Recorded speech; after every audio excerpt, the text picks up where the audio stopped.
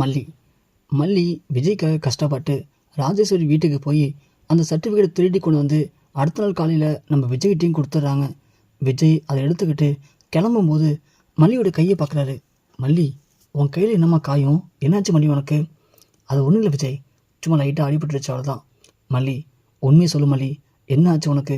இது ஒன்று பார்த்தா சாதாரணமாக அடிப்பட்ட காயம் மாதிரி தெரியலையே, ஏதோ சிராய்ப்பு காயமாக தெரியுது. சொல்லு மல்லி, என்ன ஆச்சு உனக்கு? அது ஒன்றும் இல்லை விஜய், சொன்னால் கோவப்படக்கூடாது நீங்கள். மல்லி, சொல்லு மல்லி. இல்லை விஜய், நேற்று நீங்கள் 2 முக்கியமான சர்டிஃபிகேட் அந்த வீட்டில் மாட்டிச்சின்னு சொன்னீங்கல்ல? ஆமாம், அதுக்காக நானும் பெரியம்மாவும் நைட் அந்த வீட்டுக்கு போனோம் விஜய். என்ன மல்லி சொல்கிற? அந்த வீட்டுக்கு போனியா? ஏன் மல்லி அங்கே போனேன்? அந்த ராஜேஸ்வரி ஒரு அரக்கி, அவள் மனுஷியே கிடையாது.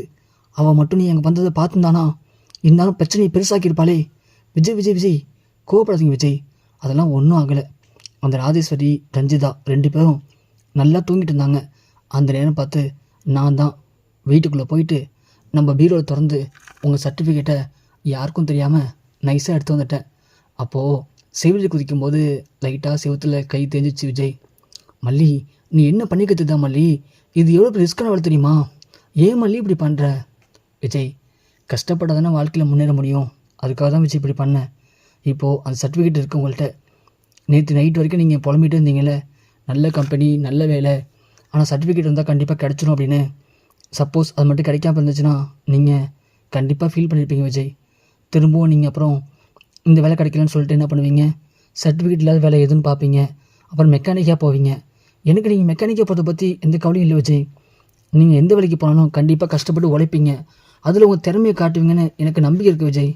ஆனால் அந்த ராஜேஸ்வரி அது ஒரு காரணமாக காட்டி உங்களை குத்தி காட்டி பேசுவா, அசிங்கப்படுத்துவா. அதை நினைக்கும் போது தான் விஜய் எனக்கு ரொம்ப கஷ்டமாக இருக்கும். அதனால தான் விஜய் இப்படி பண்ணேன். மல்லி, நீ எனக்கு கிடைச்ச உண்மையிலேயே பெரிய பொக்கிஷம் மல்லி. நான் உன்னை இத்தனை நாள் சரியாக புரிஞ்சுக்கல அப்படிங்கிறது எனக்கு மிகப்பெரிய வருத்தமாக இருக்குது. பரவாயில்ல மல்லி, நீ எனக்கு மனைவியாக கிடைச்சதுக்கு நான் உண்மையிலே கொடுத்து வச்சுருக்கணும் அப்படின்னு விஜய் மல்லியை புகழ்ந்து பேசுகிறாரு. சரிவா மல்லி, நான் உனக்கு மருந்து போட்டு விடுறேன். ஐயோ விஜய், அதெல்லாம் ஒன்றும் வேணாங்க, நீங்கள் கிளம்புங்க விஜய். மாலை கம்பெனிக்கு மணி ஆயிடுச்சு, இன்டர்வியூக்கு சரியான நேரத்தில் போகணும்ல. மல்லி, மணிலாம் இன்னும் ஒன்றும் ஆகலை. மனைவிக்கு ஒரு அடிபட்டிருக்கும்போது அதை காயத்துக்கு மருந்து போடுறத விட புருஷனுக்கு என்ன அப்படி முக்கியமாக வேலையாக இருக்க போகுது? நீ வா மல்லி அப்படின்னு மல்லி அழைச்சிட்டு போயிட்டு மருந்து போட்டுருக்காரு விஜய். அதை பார்க்கும்போது மல்லிக்கு மனசுக்குள்ளே 1000 பட்டாப்பூச்சி அப்படியே பறக்கிற மாதிரி இருக்குது. நம்மள்கிட்ட காசு பணம் இல்லாமல் இருக்கலாம், ஆனால் விஜயோடைய முழு அன்பு இப்போ எனக்கு கிடச்சிருக்கு. ஸோ ஆண்டவன் நமக்கு ஒரு சோதனை கொடுத்தாலும் அதுலேயும் ஒரு இன்பத்தை வச்சுருக்கான் அப்படின்னு மல்லி சந்தோஷப்பட்டுக்கிறாங்க. விஜய், போதும் விஜய், நீங்கள் இப்படி பண்ணிகிட்டே இருந்தால் எனக்கு சுத்தமாக வழியே தெரியல, நேரம் போகிறதும் தெரியல. ஆனால் நீங்கள் இப்போது இன்டர்வியூக்கு போகணும்ல, கிளம்புங்க விஜய் அப்படின்னு மல்லி சொல்ல, விஜய் உடனே சரி மல்லி, நான் போயிட்டு வந்துடுறேன் அப்படின்னு சொல்லிட்டு சர்டிஃபிகேட்லாம் எடுத்துகிட்டு போகிறாரு. மல்லி இங்கே பயந்துகிட்டே இருக்காங்க. விஜய்க்கு இந்த வேலை கிடச்சிடணும், விஜய்க்கு மட்டும் வேலை கிடைக்கலன்னா அப்புறம் விஜய் திரும்ப வெக்ஸ் ஆகி பழைய மாதிரி எங்கேயாவது மெக்கானிக் வேலைக்கு போயிடுவார். அப்படி அவர் போகக்கூடாது, அவருடைய தகுதிக்கும் திறமைக்கும் அவர் கண்டிப்பாக ஒரு கம்பெனி வேலைக்கு தான் போகணும் அப்படின்னு மல்லி எல்லா சாமியும் வேண்டிட்டு உட்காந்துருக்காங்க. கரெக்டாக விஜய் கொஞ்ச நேரத்தில் வராரு. ஸோ விஜய் வரும்போது ஒரு மாதிரி சோகமாக வராரு. மல்லி ஒன்றே பயந்து போய், விஜய் என்னாச்சுங்க, ஏன் சோகமாக இருக்கீங்க? இந்த வேலை கிடைக்கலையா? இங்கே பாருங்கள் விஜய், நீங்கள் இந்தமாதிரி சோர்ந்து போகாதீங்க விஜய், கண்டிப்பாக இந்த வேலை இல்லைன்னா இன்னொரு வேலை கிடைக்கும் விஜய். மல்லி, நீ ஏமாந்துட்டியா? இல்லை மல்லி, எனக்கு வேலை கிடச்சிச்சு. என் பொண்டாட்டி எனக்காக ஆசாசியாக போய் அந்த வீட்டு செவுரெலாம் ஏறி குதிச்சு இப்படி கையெல்லாம் தேய்ச்சிக்கிட்டு சர்டிஃபிகேட் கொண்டு வந்து கொடுத்துருக்கும் போது எப்படி மல்லி எனக்கு வேலை கிடைக்காம இருக்கும்? வேலை கிடச்சிச்சு மல்லி, சொல்லப்போனால் எனக்கு இப்போது 40,000 சம்பளம் மல்லி அப்படின்னு சொல்லவும், என்னங்க சொல்கிறீங்க, உண்மையா விஜய்? அப்படியே விஜய் இப்படி சோகமாக இருந்தீங்க? சும்மா மல்லி, உன்னை ஏமாற்ற தான் இப்படி பண்ணேன். போங்க விஜய், நான் பயந்தே போய்ட்டு தெரியுமா, நான் சாமியெல்லாம் வேண்டிக்கிட்டே இருந்தேன், கண்டிப்பாக விஜய்க்கு வேலை கிடச்சணும் அப்படின்னு. மல்லி, நீயே எனக்கு கிடைச்ச பெரிய பொக்கிஷம், அப்படி இருக்கும்போது நீயே தான் சொல்லிட்டியே கண்டிப்பாக வேலை கிடைக்கும்னு சொல்லி, அப்புறம் எப்படி மல்லி வேலை கிடைக்காம போயிட போகுது? வேலை கிடச்சிச்சு மல்லி, எனக்கு இப்போது ரொம்ப சந்தோஷமாக இருக்குது மல்லி. எனக்கு இன்னமும் வாழ்க்கையில் பெருசாக ஜெயிச்ச மாதிரி சந்தோஷமாக இருக்குது மல்லி எனக்கு. மல்லி, நான் முடிவு பண்ணிட்டேன் வேலை கிடைச்ச உடனே. ஸோ இன்றைக்கி நான் உங்களுக்கு ட்ரீட் வைக்கலான்னு முடிவு பண்ணிட்டேன். நீனு, நான், நம்ம வெண்பா குட்டி 3 பேரும் வெளியில் எங்கேயாவது ஒரு பெரிய ரெஸ்டாரண்ட்டுக்கு போகிறோம். போயிட்டு அங்கே உங்களுக்கு பிடிச்ச டின்னரை ஆர்டர் பண்ணி இன்னைக்கு சந்தோஷமாக சாப்பிட்ணும். ஓகேவா மல்லி? விஜய், ஏன் விஜய் அதெல்லாம் ஒன்றும் வேணாம் விஜய். மல்லி, நான் சொல்லிட்டேன்ல, நான் சொன்னால் நீ என் பேச்சை கேட்டே ஆகணும், புரியுதா? நீ போய் ஃப்ரெஷ்ஷப் ஆகப்போ, நானும் போய் குளிச்சுட்டு வரேன் அப்படின்னு விஜய் போய் குளிச்சுட்டு வர்றாரு. மல்லி குளிக்கிறாங்க. குளிச்சுட்டு கிளம்புறாங்க. அன்னப்பண்ணி வந்து, என்ன பிள்ளை, உன் புருஷனுக்கு வேலை கிடச்ச குஷியில் இப்போது உங்களை ரெஸ்டாரண்ட்லாம் அழைச்சிட்டு போகிறாரு. போங்க பெரியம்மா, நீங்கள் இல்லாத நடந்திருக்கவே முடியாது. நீங்கள் தான் சொன்னீங்க, நீங்கள் சொன்னதால் தான் நான் போய் இந்த சர்டிஃபிகேட் எடுத்தனால தான் பெரியம்மா இந்த வேலை கிடச்சிருக்கு. எல்லாத்துக்காரும் நீ தானே பெரியம்மா.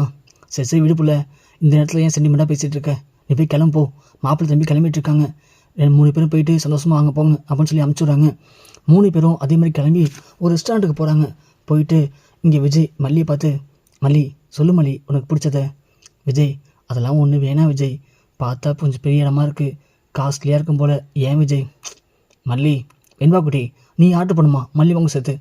சரிங்க டாடா அப்படின்னு வெண்பா பிடிச்செல்லாம் ஆர்டர் பண்ணுறாங்க. விஜய் ஆர்டர் பண்ணுறாரு. மல்லி அப்படியே பார்த்து உட்காந்துருக்காங்க. எல்லாத்தையும் ஆர்டர் பண்ணதும் அவங்க ஒன்று வைக்கிறாங்க. வைக்கிறத பார்த்த மல்லி, விஜய் என்ன விஜய் இவ்வளோ ஆர்டர் பண்ணியிருக்கீங்க, எல்லாத்தையும் சாப்பிட முடியுமா? மல்லி, இங்கே சாப்பிட முடியாலும் பரவாயில்ல, நம்ம சாப்பிட்டு முடிச்சுக்கப்புறமா மீதியை பார்சல் பண்ணி வீட்டுக்கு கொண்டு போய் கூட சாப்பிட்டுக்கலாம். உனக்கு பிடிச்ச எல்லா ஐட்டத்தையும் ஆர்டர் பண்ணியிருக்கேன், எல்லாத்தையும் சாப்பிடும் மல்லி. ஏன் விஜய் இப்படி பண்ணுறீங்க? ஏன் விஜய் இதெல்லாம் தேவையில்ல வேலை? மல்லி, வாழ்க்கையோட எதார்த்தத்தை புரிஞ்சுக்கணும் மல்லி. நான் இப்போ புரிஞ்சுக்கிட்டேன். நான் வாழ்க்கையில் நிறைய பிஸ்னஸில் ஜெயிச்சிருக்கேன்.